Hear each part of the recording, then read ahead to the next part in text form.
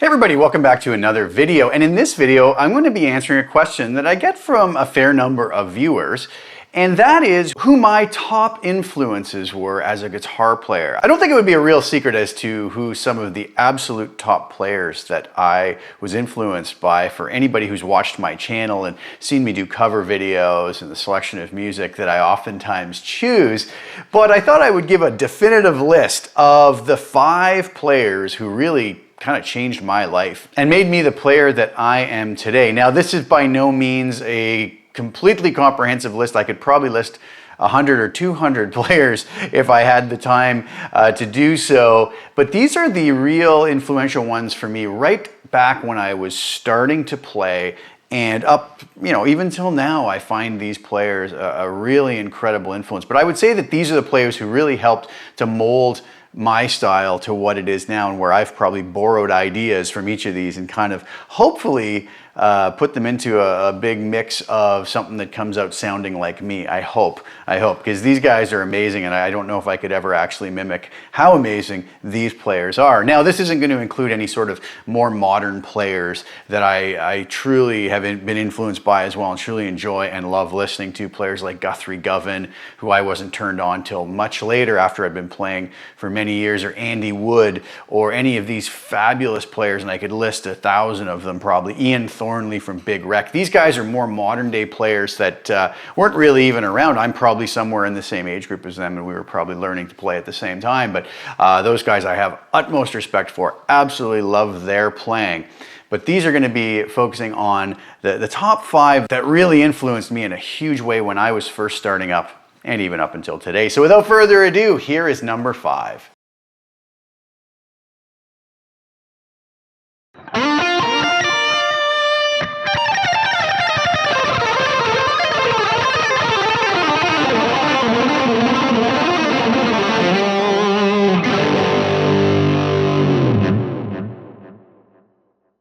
Okay, so this one's going to get me some flack. I don't know if you could tell where I was going with that little lick I played, but I'm going to cheat a little bit here. There was a time in the 1980s where I went through a complete binge on the Shrapnel Records stable of players. Living up in Canada, you could not get these albums. At the time, it would be vinyl or cassettes. Slightly later CDs when they finally started becoming more mainstream, but you could not get these in Canada, and I would always get my guitar magazine. And in it would be what? It would be a full-page ad of a Shrapnel Records with all the latest releases kind of, in this grid form.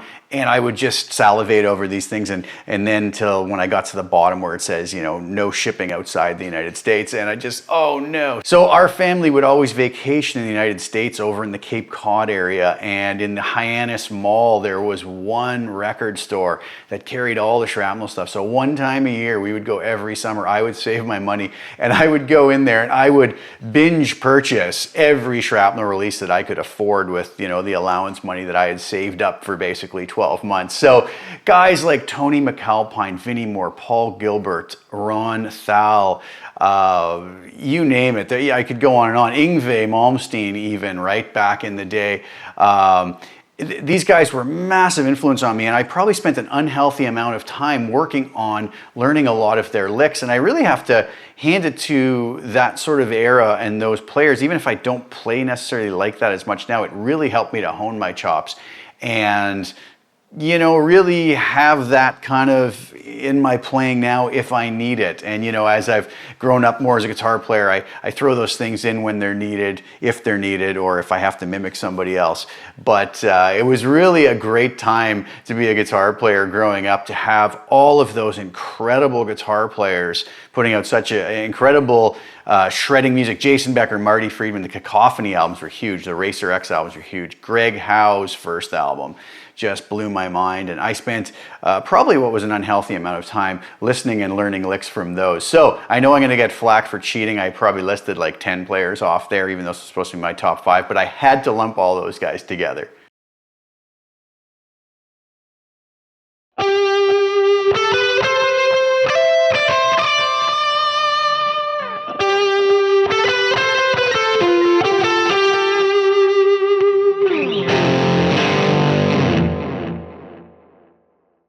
Coming in at number 4 is the absolutely amazing Jeff Beck.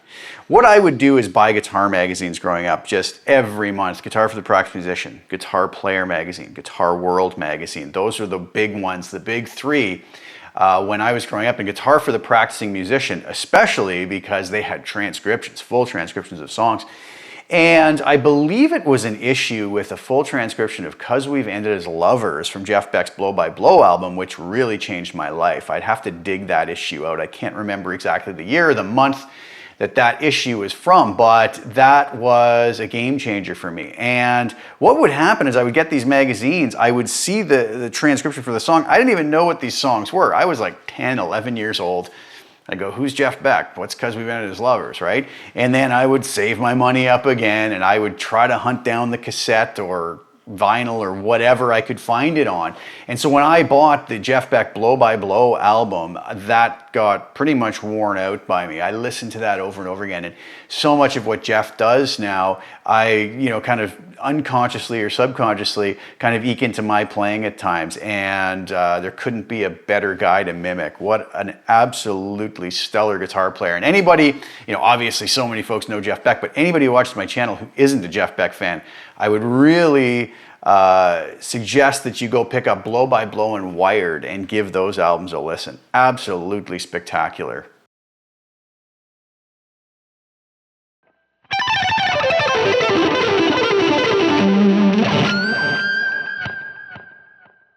Coming in at number 3 is the amazing Eric Johnson. And again, going back to the Guitar Magazine thing, there was probably around 86 or 87, I'm thinking 86 for some reason. Again, I'd have to go pull these issues out to find out for sure, but Eric had a cover on one of the Guitar Player magazines with a sound page rip out. Anybody remember the sort of flexi disc sound pages that were in those? And on that flexi disc, I believe, was Eric's Cliffs of Dover, but the Austin City Limits performance. And I remember spinning this flexi disc sound page and listening to Cliffs of Dover, just kind of shaking my head, kind of, what is this? This is the most amazing thing. And not only that, but the tone.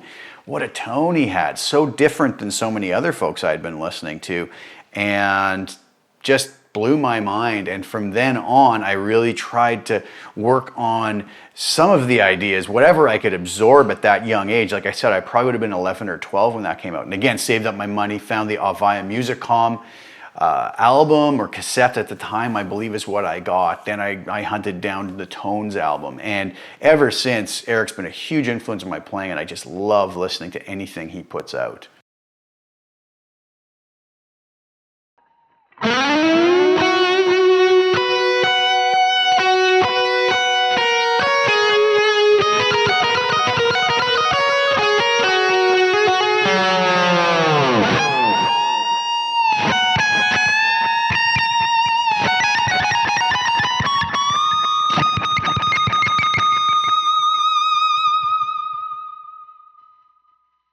Coming in at number 2 is Alex Lifeson. Now, Alex could have just as easily been number 1 on my list.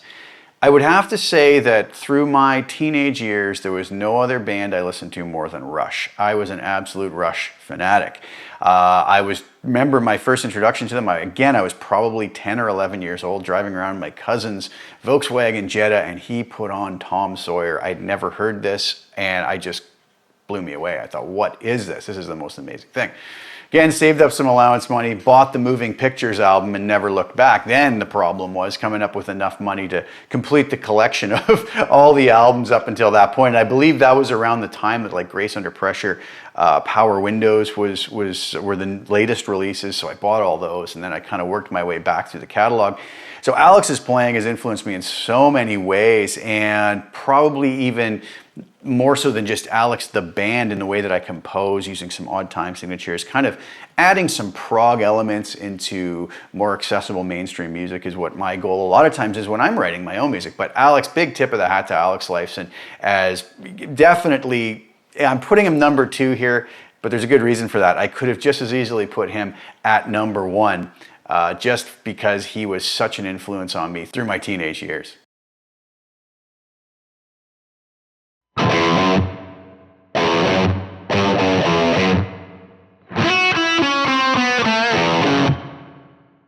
And coming in at number 1 is the absolutely amazing DiMola. Now, some folks might be surprised at that.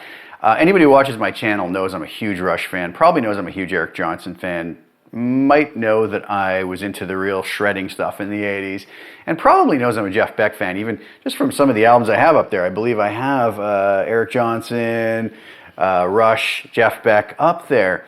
But here is the very first guitar magazine I ever purchased.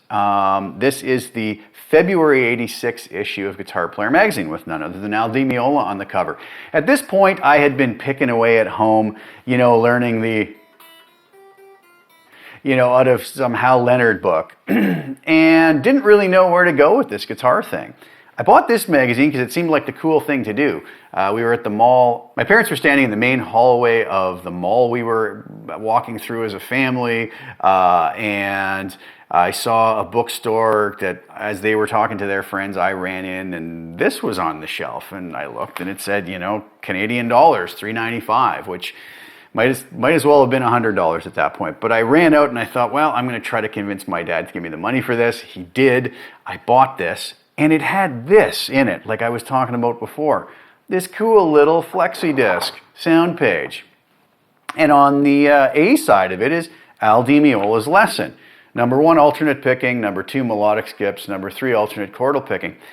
I spent endless hours with this flexi disc working on getting my picking up to speed. Al would do these little scale fragments. He would play it slow, medium, and fast. And I remember thinking the fast one back then, my mind was blown. But I really set my mind that I was going to accomplish this. It was going to happen. And I spent countless hours, again, probably an unhealthy number of hours, playing along with that until I could play it up to speed. And, you know, by the time I was probably 11 and a half, 12 years old, I was playing those exercises up to speed with Al that are on that record. Nowhere near Al's top speed, and I couldn't get anywhere near it. And I probably wasn't quite as clean as he was when I was doing it. But I worked on that for years, and that really set me down the path to, number 1, my guitar magazine addiction, which I bought over the years and learned so much from, really. And honestly, a lot of any knowledge that I do have comes from the reading that I would do as a youngster through these magazines. Just amazing stuff. So I'm so glad I kept this. This flexi disc, actually, the original one got lost, but I found a copy online that I purchased and probably paid way too much for it. But there was a certain nostalgia attached to this. I just felt like I needed to have another copy of it. So after reading this, the first DiMola album I ever purchased was Electric Rendezvous, which is kind of more obscure one, but it was the one he had out at the time when he did this article. And I fell in love with that album. He does a duet with Paco de Lucia on it. Beautiful, beautiful stuff. And then I branched out into his acoustic playing, and I started buying his other albums, Elegant Gypsy Casino, Land of the Midnight Sun. Absolutely fell in love with his playing. I've only ever had the opportunity to see Al play live one time, and it was absolutely spectacular in Toronto at the Toronto Jazz Festival. And I'm so glad I did, and I hope I get another chance at some point to be able to see him. But he was such a huge influence on me. So I could have probably interchanged Alex Lifeson at number 2 to number 1 and had Al at number 2. The reason I chose this was my real first introduction to, let's call it real guitar playing, let's say, right? Where it really kind of woke me up and said, wow, yes, you know, this is something I want to do. And thanks to this magazine, and thanks to Alan, and this little sound page lesson, it really got me moving in the right direction. Around the same time, another big influence on me was the Beat It solo that Eddie Van Halen played too. So, but this actually just edged that out. And I think then the Eddie Van Halen solo on Beat It kind of made me want to play rock stuff, because there was something pretty cool about that, whereas this was just more like, I need to understand what he's doing and how he's doing that. So that's my 5 top influential guitar players that some folks have asked me about, and I thought like I said, I would do this comprehensive list. I don't think this list would ever change depending on the day you asked me. It's going to be those 5. Like I said, Alex Lifeson and DiMola may flip-flop depending on the day you ask me, but as for now, that's what it is. So I hope you guys enjoyed that. I thought I would do a fun little look at that just in case anybody was actually interested in how I kind of molded my style of playing and with the players that influenced me. So thanks so much. Please like the video, share it with anybody who you think would get enjoyment out of watching it.